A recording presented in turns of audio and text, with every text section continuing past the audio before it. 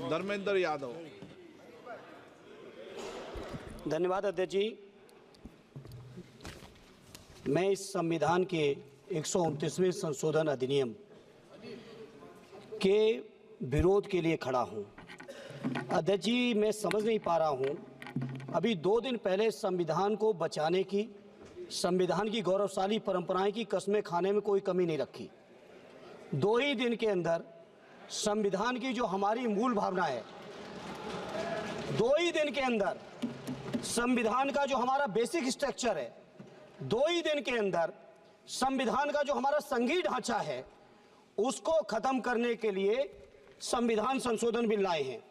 मैं मनीष तिवारी जी से सहमत हूं और अपनी पार्टी और अपने नेता आदरणीय अखिलेश यादव जी की ओर से कहना चाहता हूं, ये बिल पूरे देश के जो अलग अलग भेष भाषाएं, संस्कृति, क्षेत्र की जो मान्यताएं हैं, जो हमारे संविधान निर्माताओं ने बहुत सोच विचार के मंथन अध्ययन करके ये संघीय ढांचा तैयार किया था, राज्यों का गठन भी किया था, संस्कृति के हिसाब से, क्षेत्र के हिसाब से, भाषा के हिसाब से, परिस्थितियों और समय के हिसाब से। मैं नहीं समझता अध्यक्ष जी, मुझे कहने में कोई संकोच नहीं, उस समय के हमारे संविधान निर्माताओं से विद्वान, बाबा साहब भीमराव अंबेडकर से ज्यादा विद्वान इस सदन में अभी कोई नहीं बैठा, मुझे कहने में संकोच नहीं है। और ये संविधान की मूल भावना को खत्म करके कैसे तानाशाही के रास्ते निकाले जाएं, इसके अलावा कोई काम ही नहीं बचा है। आखिर ये मनीष तिवारी जी ने कहा, कहीं एक विधानसभा के चुनाव अगर कोई अविश्वास आता है, अगर बहुमत नहीं मिलता है, तो क्या पूरे देश का चुनाव कराओगे? पूरे देश का चुनाव कराओगे? और ये लोग एक देश, एक संविधान, एक चुनाव की बात करते हैं।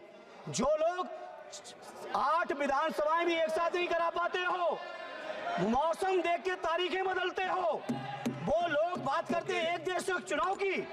इसलिए अध्यक्ष जी, मैं अपनी पार्टी की ओर से, अपने नेता आदरणीय अखिलेश यादव जी की ओर से इस बिल का पुरजोर विरोध करता हूं और आपके माध्यम से देश के जनमानस से कहना चाहता हूं, ये भारतीय जनता पार्टी के लोग तानाशाही लाने के नित नए रास्ते लाते हैं। जो 8 विधानसभाओं का चुनाव एक साथ नहीं करा पाए, 4 राज्यों के चुनाव एक साथ नहीं करा पाए, वो पूरे देश की लोकसभा और सारे प्रांतों की विधानसभाएं एक साथ कराने की बात करते हैं।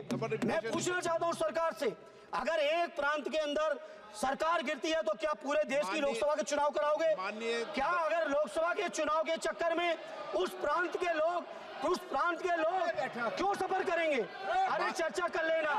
अरे कुछ नहीं बचा है, कुछ नहीं बचा है आपके पास। अध्यक्ष जी, सदन को थोड़ा सा सिस्टम में लाएं।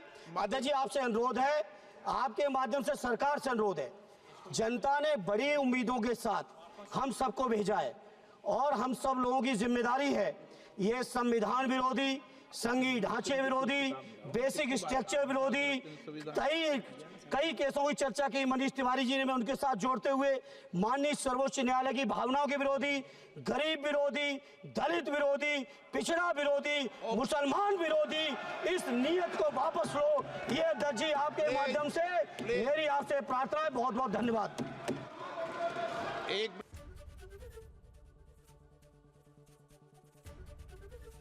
एबीपी गंगा, खबर आपकी, जुबान आपकी।